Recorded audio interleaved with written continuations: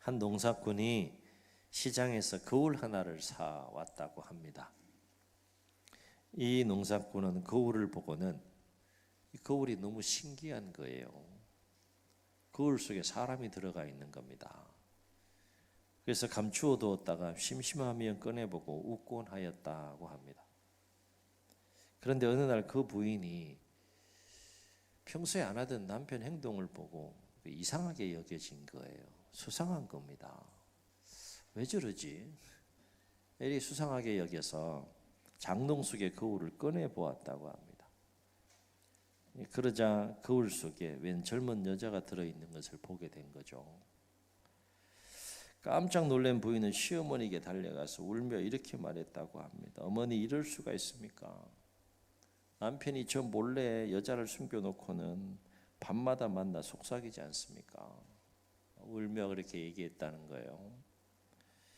그래서 며느리의 말을 들은 시어머니는 거울을 받아 들고는 거울 속을 이렇게 들여다보았대요.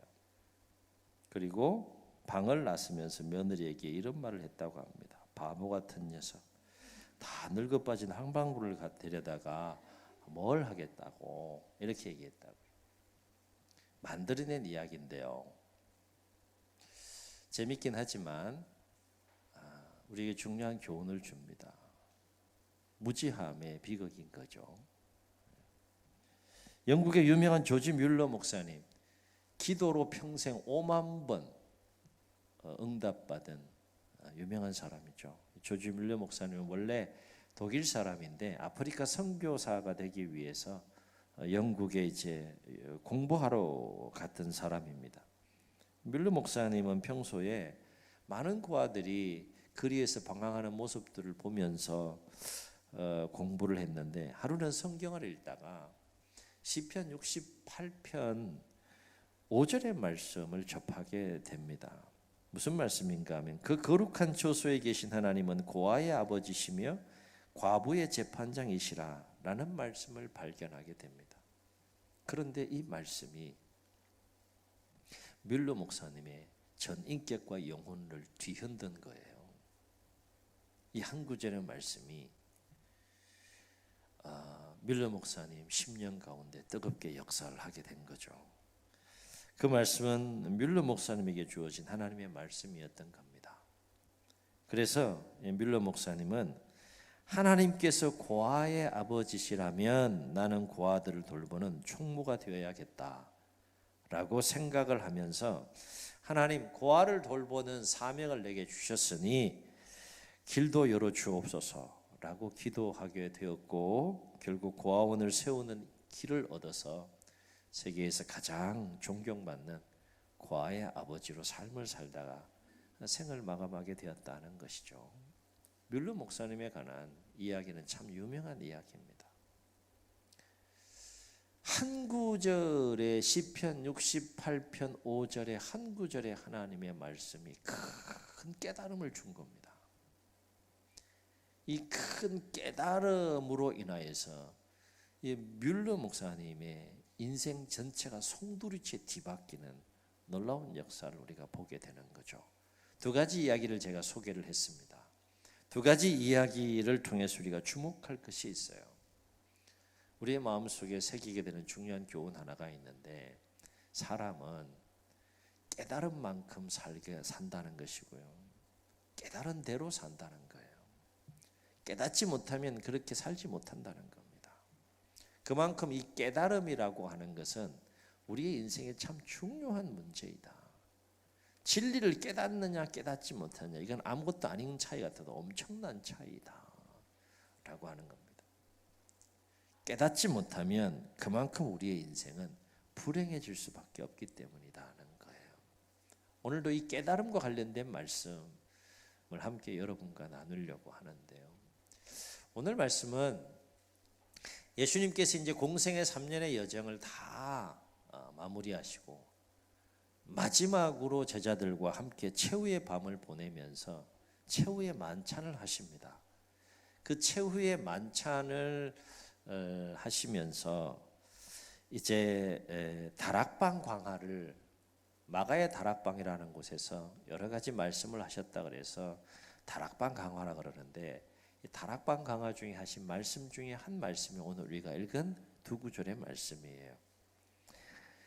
요한복음 14장을 보게 되면 다 읽진 않았지만 예수님께서 이 다락방 강화의 말씀을 여러 가지로 말씀하시는 중에 무슨 말씀을 하시는가 하면 제자들에게 얘들아 내가 이제 이 땅에서의 공생의 삶이 거의 다 마무리되어 가고 이제 얼마 안 있으면 내가 아버지 하나님께로 가게 된다. 이 얘기를 해요. 뭔 얘기입니까? 제자들 떠난다는 얘기잖아요. 제자들은 자신의 모든 걸 버려두고 예수님을 따랐는데 이제 예수님은 제자들을 떠나신다고 말씀하니까 제자들 마음속에 힘든 거예요. 근심이 막 밀려오는 겁니다. 그래서 그러한 제자들의 마음을 만지고 격려하고 위로하시는 모습이 요한복음 14장에 쭉 소개되고 있는 것을 보게 됩니다. 그러면서 비록 예수님은 공생애를 마치고 이제 아버지 하나님께로 가시지만 예수님과 똑같이 제자들을 도울 수 있는 또 다른 보혜사 그 성령님을 주시겠다, 성령님을 보내주시겠다라고 약속하시면서 제자들에게 그 성령님이 어떤 분이신지에 대해서 예수님이 소개하는 모습을 보게 되는데 예수님께서 제자들에게 소개한 성령님은 어떤 분이시라고 소개했습니까? 그는 진리의 영이시라 이렇게 소개해요. 성령님은 어떤 영이시라고요? 진리의 영이시라. 우리 지난주에는 중보의 영이심을 우리가 함께 나눴는데 오늘 예수님께서 제자들에게 가르쳐 주시는 성령님은 진리의 영이시라 이렇게 소개를 해요. 그런데 이 진리의 영이신 성령님은 세상 사람들은 결코 보지도 못하고 알지도 못하고 받지도 못한다라고 말씀하시면서 제자들이 너희와의 관계 속에서는 이 성령님이 너희와 영원히 함께 하실 것이고 너희 속에 계실 것이다 라는 놀라운 약속의 말씀을 예수님께서 제자들에게 해주세요. 그러면서 26절에 보게 되면 이 성령님이 제자들을 어떻게 도우시는지에 대해서 말씀하시는데 어떻게 도우시는지에 대해서 말씀하시는가 하면 성령님의 도우심의 역할에 대해서 이렇게 말씀하세요. 성령님은 진리에 관한 모든 것을 가르치시고 생각나게 하시는 분이시다 이렇게 말씀하세요. 무엇을 가르친다고요? 진리에 관한 모든 것을 가르치고 생각나게 하시는 분이 성령님인데 그 성령님을 보내주실 것이라 약속하시면서 그 성령님이 진리의 영이시라라고 말씀하시는 거죠. 다시 말해 성령님은 진리에 관한 모든 것을 너희에게 깨닫게 해주시는 깨달음을 주시는 영이시다 하는 거예요. 그렇다면 왜 성령님은 진리의 영이실까? 굳이 진리의 영이 아니셔도 되는데 왜 진리의 영이실까? 참고로 예수님께서 말씀하신 이 성령님은 구약 성경에서는 성부 하나님의 영으로 역사를 하십니다. 그리고 신약으로 오게 되면 예수님께서 부활하시고 성천하신 이후에는 그리스도의 영으로 역사하시는 모습을 보게 돼요. 여하튼 왜 그러면 성령님은 진리의 영이실까? 두 가지 중요한 이유를 생각해 볼 수 있는데 하나는 우리의 힘과 노력으로는 결코 우리의 영혼을 살리고 구원할 수 있는 참된 진리를 깨달을 수 없다는 거예요. 그래서 성령님은 진리의 영이신 겁니다.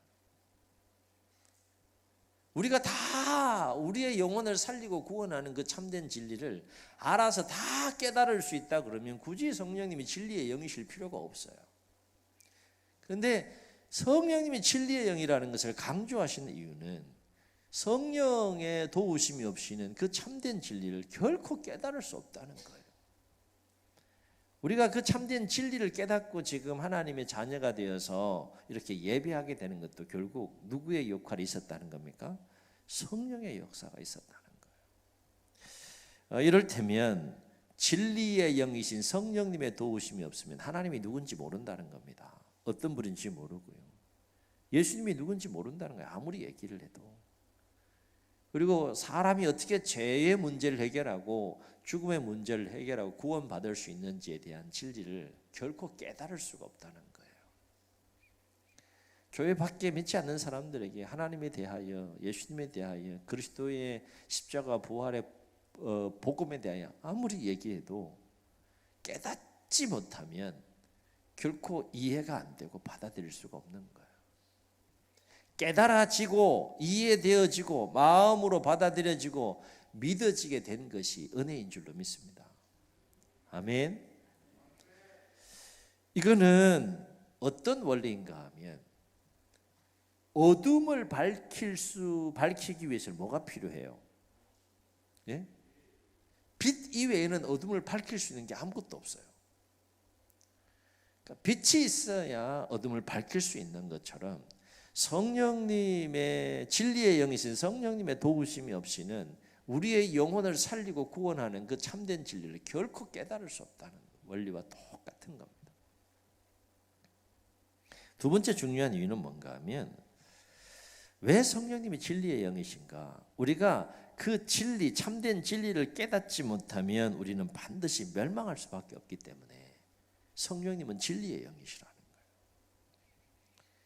이 얘기는 뭔가 하면 성경을 통해서 보게 되면 그래서 하나님은 하나님의 백성들로 하여금 이 성령님을 통하여서 참된 진리를 깨닫게 하시기 위해서 열심을 내시는 하나님의 모습을 성경을 통해서 만나게 됩니다. 이거는 하나님께서 하나님의 영을 통하여서 깨우치지 않으면 결코 깨달을 수 없는 것이기 때문에 하나님이 열심을 내는 겁니다. 그래서 예수님은 그 하나님의 영, 그리스도의 영인 그 성령님을 오늘 어떤 영으로 소개하고 있는 겁니까? 진리의 영이다. 이렇게 소개하고 있는 거예요. 특별히 하나님의 백성들이 하나님과 하나님의 말씀을 깨닫지 못하고 죄악 가운데 삶을 살아갈 때 너무너무 마음 아파하시고 또 안타까워하시면서 그 하나님의 백성들이 참된 진리를 깨우치고 그 진리 안에 하나님의 은혜와 축복 가운데 삶을 살도록 하기 위해서 하나님께서 수많은 선지자들과 종들을 보내서 깨닫게 하시는 그 섭리를 우리는 성경을 통해서 만나게 되죠. 창세기부터 계시록까지 보면 하나님이 너무 마음이 애타는 마음으로 이거는 반드시 깨달아야 되는데 왜 깨닫지 못할까? 특별히 하나님의 백성들이 왜 이 진리를 알지 못할까? 왜 이 진리를 알지 못하고 어둠 가운데 죄악 가운데 또 멸망의 길을 향하여 그렇게 진노와 심판 아래 거하는 삶을 계속 살아갈까? 이런 안타까운 마음을 성경을 통해서 절절하게 느낄 수가 있어요. 왜 하나님께서 선지자들을 보내신 거예요? 하나님의 말씀을 그들을 통해서 선포하는 겁니다. 그 말씀의 핵심이 뭐예요? 깨닫지 못하는 진리를 깨달아야 된다는 겁니다. 그래야 산다는 거죠.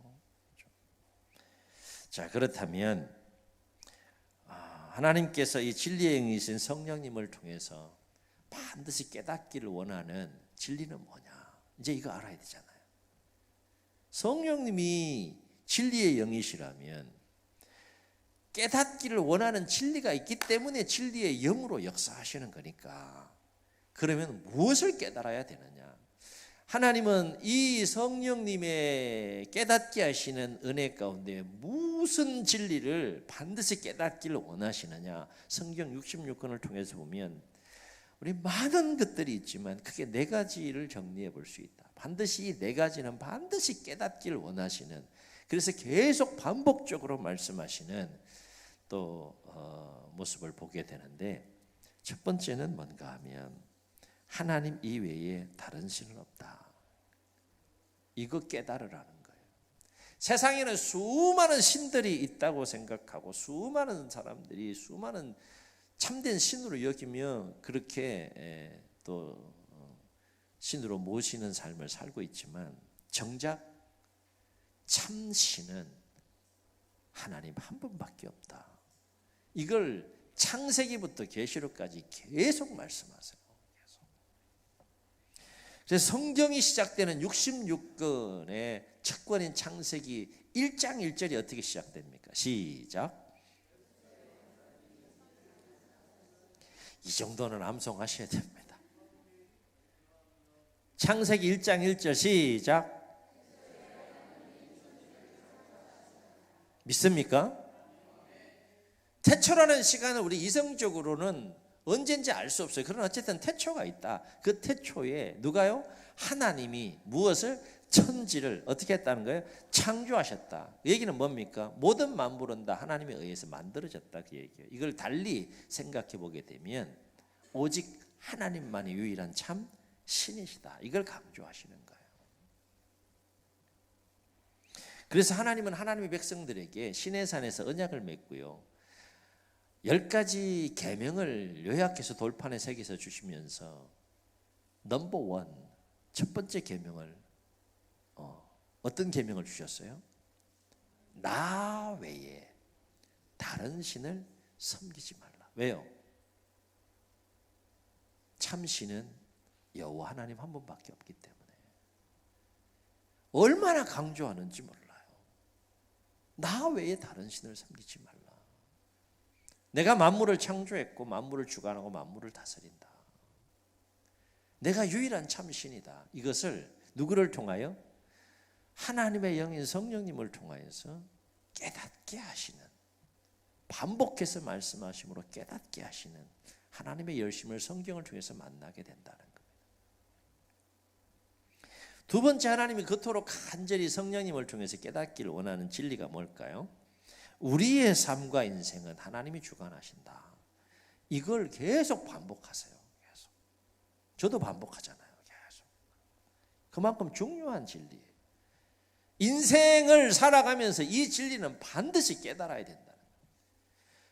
너의 인생은 네 손에 달려있는 것 같아도, 네가 수고하고 땀 흘려 역사한 대로 그렇게 인생이 막 흘러가는 것 같아도, 세워지는 것 같아도, 잘 살 수 있는 것 같아도, 행복해질 수 있는 것 같아도, 통으로 놓고 보면, 더 멀리는 영원의 관점에서 보게 되면 너의 인생은 내가 주관한다. 내 손에 있다. 이거를 계속 반복해서 말씀합니다.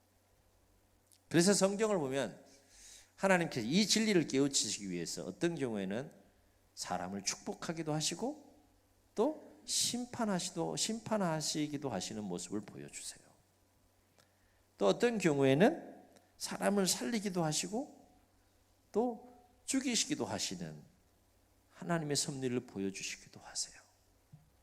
또 어떤 경우에는 사람을 높이기도 하시고 아주 낮추기도 하시는 모습을 보여주기도 하세요. 가난하게도 하시고 또 형통하고 부하게도 하시는, 이걸 누가 하신다는 거예요? 하나님이 그렇게 우리의 삶과 인생을, 그리고 그렇게 역사를 주관해 가시고 섭리해 가시는 분인 것을 계속해서 반복해서 보여주십니다. 이유는 뭐예요? 이거 깨달아야 된다 이겁니다. 깨달아야 된다. 그래서 이사야 45장 7절에서 하나님은 뭐라고 말씀하셨는가 하면, 나는 빛도 짓고 어둠도 창조하며 평안도 짓고 환난도 창조하나니 나는 여호와라. 이 모든 일을 행하는 자니라. 아멘. 아멘. 하나님이 그렇게 말씀하세요. 그 예레미야 18장에 가면 그 유명한 그 말씀이 나옵니다. 토기장에 관한 비유가 나와요. 예레미야 선지자에게 하나님께서 한 그 장소로 데려가서 어떤 상황을 보여주시는, 그게 뭔가 하면 토기장이가 농로를 돌리면서 그릇을 만드는 장면입니다. 그릇을 만드는데 이 토기장이가 딱 보니까 너무 좋은 거야. 그건 그대로 쓰는 거죠.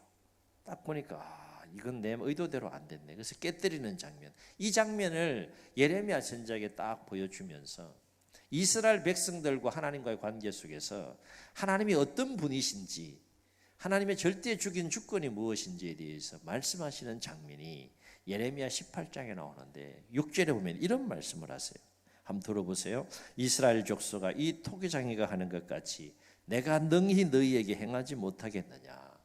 이스라엘 족속아, 진흙이 토기장이의 손에 있음 같이, 다 같이 따라합니다. 너희가 내 손에 있느니라. 아멘. 그렇습니까? 여러분이 하나님의 손에 있습니까? 하나님이 여러분의 손에 있는 거 아니에요? 반대인 삶의 모습은 없습니까? 성경은 명확하게 우리에게 얘기합니다. 너의 삶, 너의 인생, 너의 생명, 너의 모든 것은 내가 주관한다. 내 손에 있다. 여기 하나님을 이길 자 있습니까? 없어요. 성경을 읽어 나가면서 이거 보세요. 이 하나님의 마음이 절절해요. 여호와를 경외하는 것이 지혜와 지식의 근본이다. 이렇게 얘기하잖아요. 그 지식, 그 지혜를, 그 깨달음을 가질 때 사람은 창조주 하나님의 섭리 안에서 그 삶과 인생을 올바로 살아갈 수 있고 가치 있게 살 수 있고 의미 있게 살 수 있고 행복하게 살아갈 수 있다는 겁니다. 또 한 가지, 진리의 영이신 성령님을 통해서 하나님께서 꼭 깨닫기를 원하시는 진리는 뭐냐? 오직 예수 그리스도를 믿는 자만이 구원을 받는다. 아멘. 구약과 신약의 이야기는 결국 예수 그리스도에 관한 이야기인 것을 성경은 우리에게 분명하게 얘기해 줍니다. 사람이 죄의 문제를 해결하고 죽음의 문제를 해결해야지 영원한 생명을 얻게 되고 누리게 되는데, 이 문제를 해결한 자가 누구냐? 하나님의 아들로 오신 예수 그리스도 한 분밖에 없다. 십자가의 죽으심을 통하여 죄의 문제를 대속하시고 부활하심으로 말미암아 죽음의 문제를 해결하여 부활의 첫 열매가 되심으로 우리에게 영원한 생명을 주시는 그 일을 하신 분은, 그 길을 여신 분은 오직 예수 그리스도 한 분밖에 없다. 이 진리를 반드시 깨달아야 된다는 거예요. 근데 이거는 사람의 노력으로, 수련으로, 훈련으로 깨달아지는 것이 아니라 누구의 도움이 필요하다는 겁니까? 진리의 영이신 성령께서 깨우쳐 주셔야 된다는 거예요. 깨우쳐 주셔야. 그래서 예수님은 우리의 구원과 관련해서 요한복음 14장 6절에서 그 유명한 말씀을 하세요. 내가 곧 길이요 진리요 생명이니 나로 말미암지 않고는 아버지께로 올 자가 없느니라. 예수님을 통하지 않고는 결코 구원받을 수 없다. 그 얘기를 분명하게 말씀하시는 거예요. 그리고 사도 베드로는요, 이 그리스도의 그 영혼을 살리는 복음을 전하다가 사내들인 공회원들에게 붙잡힙니다. 그 권력의 핵심 기구인 공회들인 사내들인 공회원들 둘러싸인 가운데요, 팽팽한 긴장감이 맴도는데 그 현장에서 베드로가요, 조금도 흔들림 없이 힘 있는 어조로 뭐라고 증언하는가 하면 이 그리스도의 복음, 예수 그리스도에 대해서 뭐라고 증언하는가 하면 사도행전 4장 12절에서 이렇게 증언해요. 다른 것으로는, 다른 이로서는 구원을 받을 수 없나니 천하 사람 중에 구원을 받을 만한 다른 이름을 우리에게 주신 일이 없느니라. 두 눈 부릅뜨고요. 아마 이 상황을 딱 봤을 때 베드로가 그 사내들인 공회원들을 쫙 보면서 당차게 얘기했을 거예요. 잘 들어 너희들. 너희들이 종교적인 지도자들이라고 하는 사람들이 지금 그 모양인데 똑바로 잘 들어, 이런 마음을 가지고 하나하나 보면서 정확하게 얘기했을 거예요. 다른 이로서는 구원을 받을 수 없어. 천하 사람 중에 구원을 받을 만한 다른 이름을 우리에게 주신 일이 없어. 너희들이 십자가에 못 박은 그 예수 그리스도, 그분만이 죄의 문제, 죽음의 문제를 해결하고 우리에게 구원의 문제를 해결해 주신 분이야. 이렇게 베드로가 지금 변증하고 있는 거예요. 베드로가 제정신이 아닌 겁니까? 지극히 정상적인 거예요. 그 진리에 대한 분명한 깨달음이 있었고, 분명한 확신이 있었고, 체험이 있었고, 확고한 믿음이 있기 때문에 입에서 힘있게 나가는 거 아니겠어요? 그죠? 복음은 흐릿하지 않습니다. 선명합니다. 또 한 가지, 진리의 영이신 성령님을 통해서 하나님께서 꼭 깨닫기를 원하시는 참된 진리가 뭐냐? 천국과 지옥은 반드시 있다. 아멘. 천국과 지옥에 대한 이 진리는 반드시 깨달아야 된다는 거예요. 이 얘기는 뭔가 하면 사람이 하나님께서 허락해 주신 인생의 삶을 살다가 죽음을 맞이하면 모든 게 끝나는 것이 아니라는 거죠. 인생의 끝자락에서 또 죽음 이후에는 반드시 뭐가 있다는 겁니까? 영원한 삶이 있다는 거예요. 영원한 삶. 문제는 어떤 영원한 삶이냐? 천국에서의 영원한 삶이냐? 지옥에서의 영원한 삶이냐? 천국에서는 영생의 삶, 지옥에서는 영벌의 삶으로 영원한 삶이 있다. 성경은 이걸 분명하게 우리에게 얘기를 해줘요. 그래서 사도 요한은 요한복음 3장 16절에서 뭐라고 정언했습니까? 하나님이 세상을 이처럼 사랑하사 독생자를 주셨으니, 왜 주셨다는 거예요? 멸망하지 않고, 이 멸망이라는 것은 뭔가 하면 지옥에서의 영원한 삶, 지옥에서의 영원한 그 영벌의 삶을 말하는 거예요. 이는 그를 믿는 자마다 멸망하지 않고 영생을 얻게 하려 하심이라 그랬어요. 영원한 삶이 없는데 어떻게 이러한 그 증언을 할 수 있겠어요? 그래서 성경의 마지막 책이 무슨 책입니까? 요한계시록이에요. 제가 1부 때도 여쭤봤는데 요한계시록이 몇 장으로 되어 있습니까?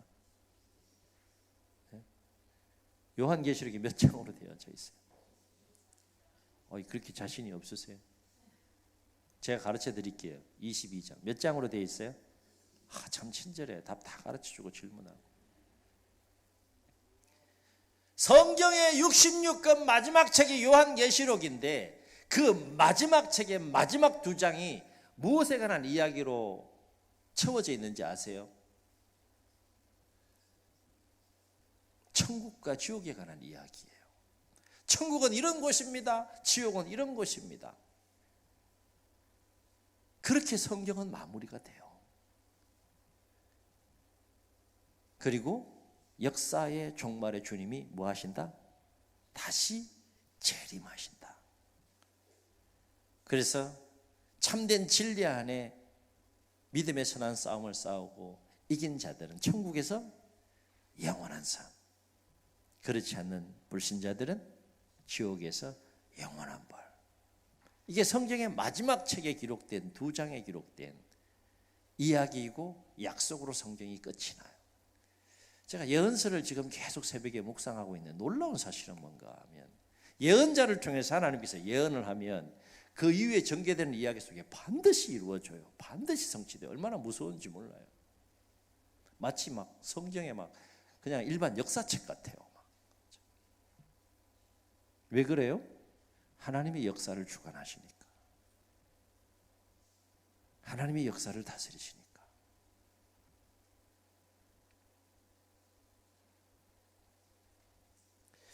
그렇다면 성령님을 통해 참된 진리를 깨달은 자는 어떤 삶을 살아야 되느냐? 참된 진리를 깨달으면 깨닫는 걸로 끝나는 거냐? 깨닫는 은혜 안에 그냥 거하고 삶을 살다 끝내야 되는 거냐? 참된 진리를 깨달은 자는 그 깨달음 안에서 살아내야 될 삶의 자세와 삶의 내용이 있다는 거예요. 첫째, 감사하며 살아야 된다. 왜냐? 진리를 깨닫는 것은 전적인 하나님의 은혜이기 때문이고, 두 번째는 내가 지금 참된 진리 안에 살고 있기 때문이고, 세 번째는 영원한 생명을 얻었기 때문에 감사하며 살아야 된다. 아멘. 두 번째는 겸손하게 살아야 된다는 거예요. 왜냐하면 하나님께서 성령님을 통해 깨닫게 하시는 그 진리는 사람을 교만하게 만드는 것이 아니라 더 온유하고 겸손하게 만들기 때문에 그래요. 진리가 교만하다면 그건 진리가 아닙니다. 참된 진리를 깊이 깨닫는 자는 그래서 마음이 온유해지는 거예요. 마음이 겸손해지는 겁니다. 진리 자체이신 예수님은 뭐라고 예수님 스스로에 대해서 얘기하셨어요? 네?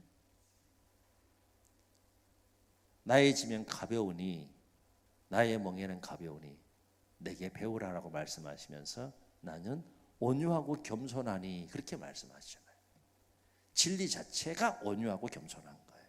그러니까 진리를 깊이 깨닫게 되면 마음이 높아지는 것이 아니라 낮아지는 거죠.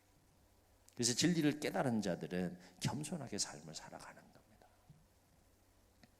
세 번째, 어떤 상황 속에서도 결코 낙심하지 않고 소망 중의 삶을 살아가야 한다. 진리가 내 심령 속에 역사하고 있다 그러면 그 참된 진리 안에서 우리는 어떤 상황을 만나더라도 낙심하지 말아야 되고 소망 중에 살아야 된다. 왜냐하면 예수님께서 말씀하셨던 것처럼 진리의 영이 하나님의 자녀와 백성들과 늘 함께 하시기 때문이고, 아울러서 그 진리의 성령님께서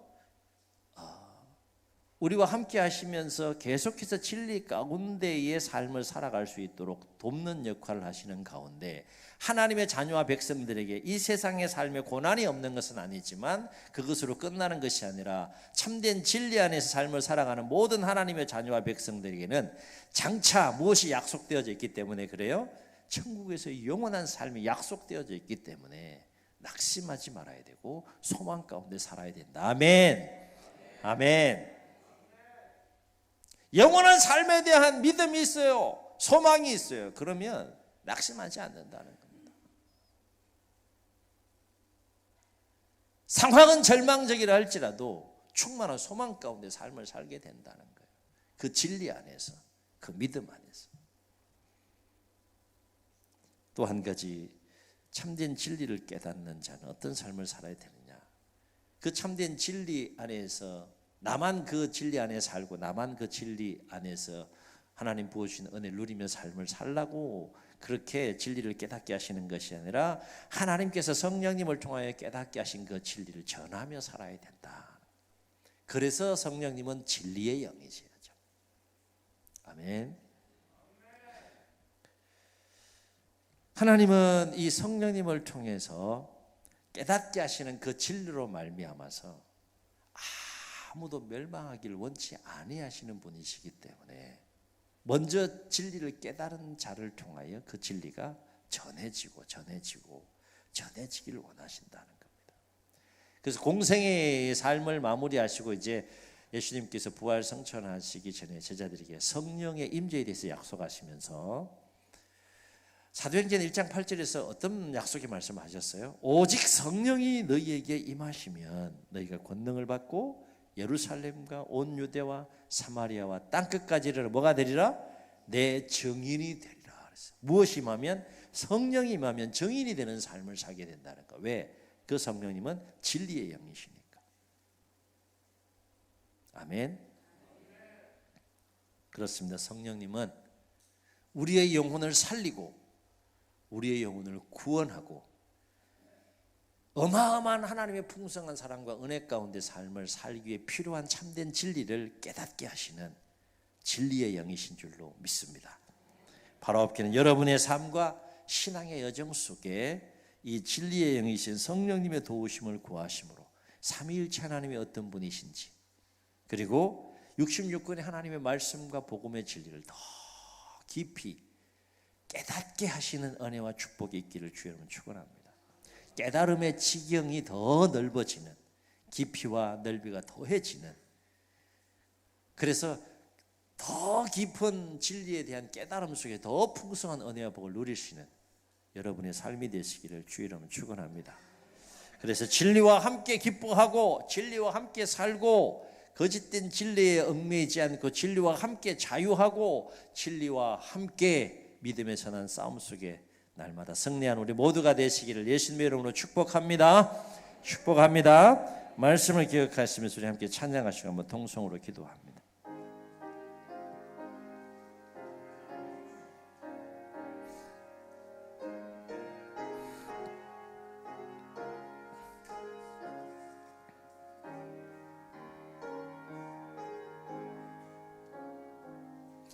어두운 내는 밝히사 진리를 보게 하소서.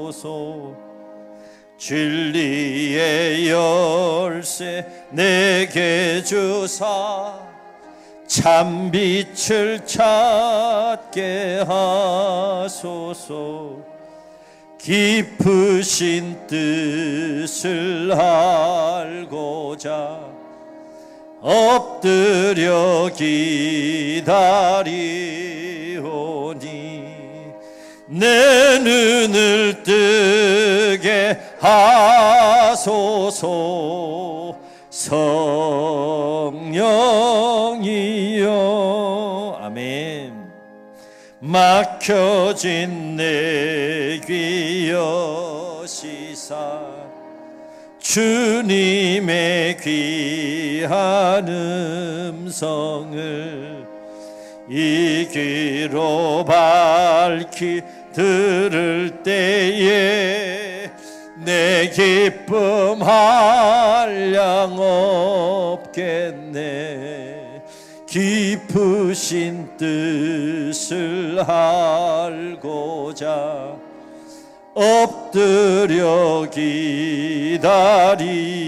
기다리오니 내 귀를 열어 주소서.